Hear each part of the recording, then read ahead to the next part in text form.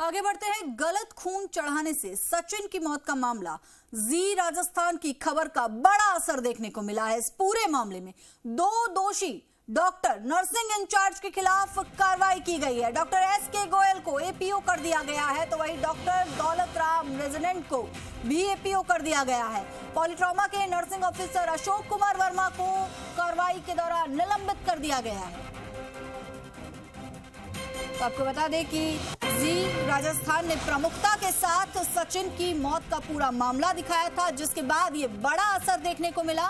दो दोषी डॉक्टरों सहित नर्सिंग इंचार्ज के खिलाफ कार्रवाई अमल में लाई गई। Doctor S K. गोयल को एपीओ किया गया है, वहीं डॉक्टर दौलत राम जो कि रेजिडेंट के पद पर है, उन्हें भी एपीओ कर दिया गया है। वहीं पॉलीट्रॉमा के नर्सिंग ऑफिसर अशोक कुमार वर्मा को निलंबित कर दिया गया है।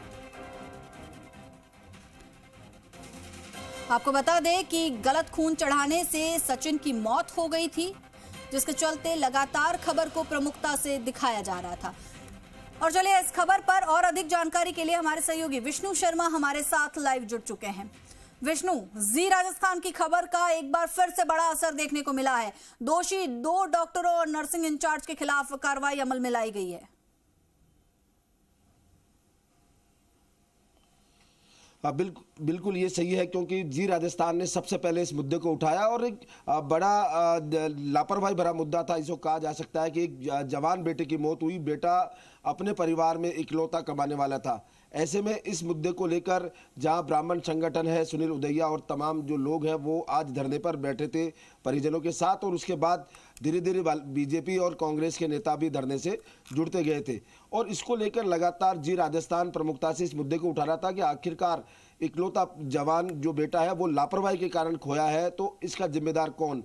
और साथ ही अब मुआवजा देने की बात भी थी, क्योंकि इकलौता परिवार कमाने वाला इकलौता है। इस तमाम मुद्दों लेकर अभी धरना जारी है, लेकिन इस बीच राज्य सरकार ने बड़ा कदम उठाते हुए दो डॉक्टर और एक नर्सिंग इंचार्ज को यहाँ पर कार्रवाई की है उनके खिलाफ।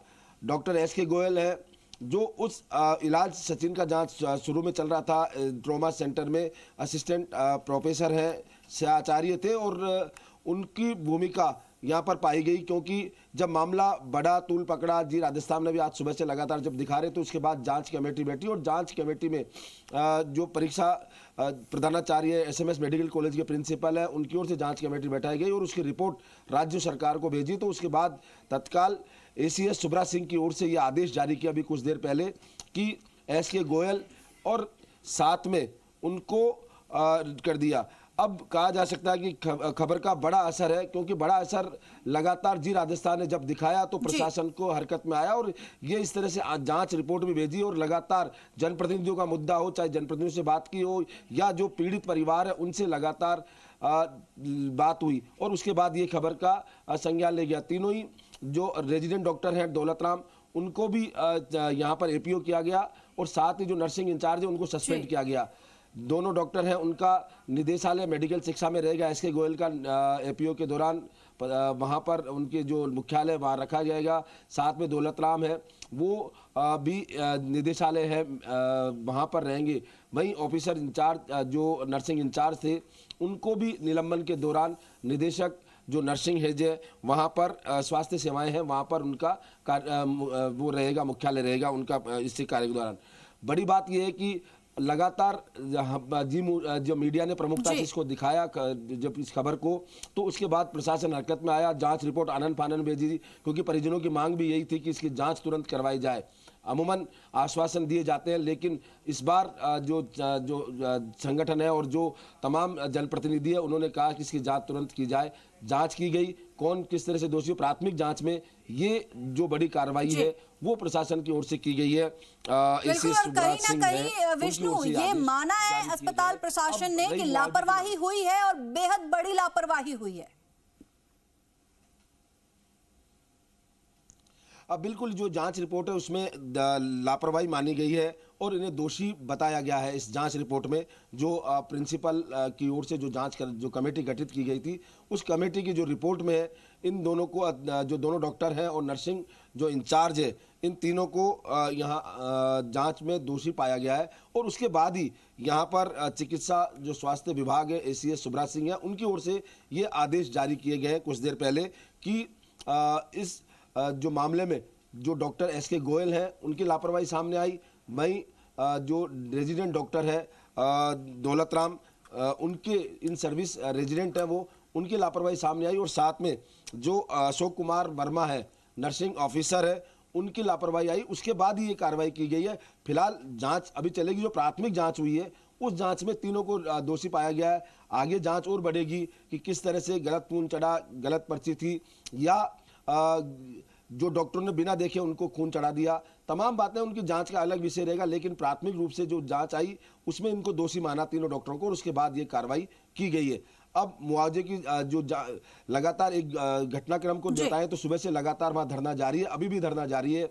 जो संगठन है, समाज के संगठन है, वो बैठे हुए हैं। वहीं दो विधायक जो बीजेपी के हैं वो वहां पहुंचे थे, गोपाल शर्मा और बाल मुकुंदाचार्य, और कांग्रेस की ओर से भी, शहर कांग्रेस की ओर से भी धरना में शामिल हैं लोग। और वहीं प्रताप सिंह खाचरियावास पूर्व मंत्री और गजराज खटाना सहित कुछ अन्य नेता भी वहां पर पहुंचे। शहर अध्यक्ष आर तिवारी सहित कई नेता वहां पर धरने पर लगातार मौजूद है। अब मुआवजे की बात है, अलग अलग डिमांड की जा रही है। 50 लाख का मुआवजा की मांग की जा रही है, वहीं प्रताप सिंह ने 1 करोड़ रुपए की मुआवजे की मांग उठाई है।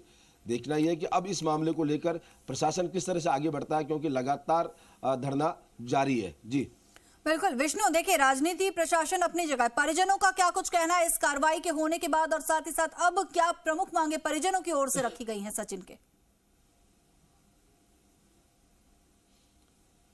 परिजनों की ओर से भी, क्योंकि समाज के लोग और राजनीतिक जो दोनों दल हैं वो लोग प्रमुख वहां पहुंच गए थे, तो ऐसे में अब उनकी मांग, क्योंकि एक बड़ी मांग थी कि जो दोषी हैं उनके खिलाफ कार्रवाई होनी चाहिए, तो वो कार्रवाई के लिए प्रशासन ने, जो सरकार है, उन्होंने कदम बढ़ाया और दोनों को प्राथमिक रूप से यहाँ पर एपीओ किया और एक को सस्पेंड कर दिया।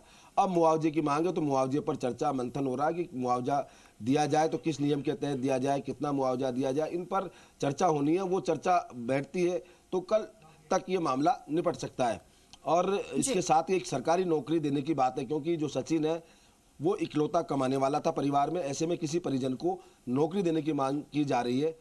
पहले भी सरकार इस तरह का कदम उठा चुकी है। रामगंज में जब एक जने की हत्या हुई थी सुभाष चौक में, उसके बाद सरकार की ओर से 50 लाख का मुआवजा दिया गया था तत्कालीन कांग्रेस सरकार की ओर से, और साथ में 50 लाख मुआवजे के साथ डेयरी बूट आवंटन सहित रोजगार के साधन दिए गए थे, संविदा पर नौकरी दी गई थी। तो ऐसे में अब ये जो मांग है वो कितनी पूरी हो पाती है, दोषियों के खिलाफ कार्रवाई होगी, कानूनी रूप से होनी थी। जी विष्णु, मैं आपसे जानना चाहूंगी कि एक बार दर्शकों को फिर से पूरा मामला बताइए कि आखिर पूरा मामला क्या था जिस पर अब इतना बड़ा एक्शन लिया गया है। बिल्कुल, सचिन भर्ती था और वो भर्ती हुआ था वार्ड में, उसके बाद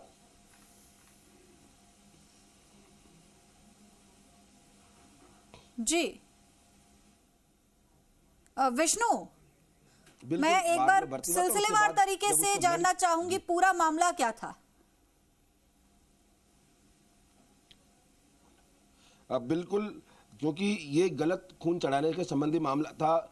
जो ट्रॉमा वार्ड है वहां पर वो भर्ती हुए थे, उसके बाद सचिन के भर्ती होने के बाद उन्हें ब्लड चढ़ाया गया था, तो उनका ओ पॉजिटिव ग्रुप था, जबकि उन्हें दूसरे ग्रुप का ब्लड है वो चढ़ा दिया था लापरवाही से। और उसके बाद वो घर चले गए और वापस आए, तबीयत बिगड़ी, जब लेके आए मामला, तबीयत बिगड़ने पर उनको आईसीयू में भर्ती कराया गया। पता चला सचिन को कि आईसीयू में भर्ती कराया, तो उनके परिजनों ने जब पता लगाने की कोशिश की, पहले तो बताया नहीं गया, डॉक्टरों ने उनको बताया नहीं गया जो इलाज कर रहे थे, बाद में पता लगा कि वो गलत खून चढ़ा दिया, इस वजह से उनकी तबीयत बिगड़ी और वो आईसीयू में पहुंचे हैं।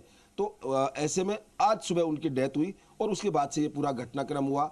और लगातार जी राजस्थान इसी बात को प्रमुखता से उठाता रहा कि लापरवाही किसकी और अब क्या होगा, क्योंकि वो परिवार में इकलौता कमाने वाला था। तो ऐसे में इसको लेकर लगातार मामले को उठाया और अब आखिरकार एक जो बड़ा, बिल्कुल विष्णु, ये बेहद बड़ी लापरवाही, हॉस्पिटल प्रशासन की इस लापरवाही के चलते एक व्यक्ति की जान चली गई। बहुत बहुत शुक्रिया आपका इस पूरी जानकारी के लिए।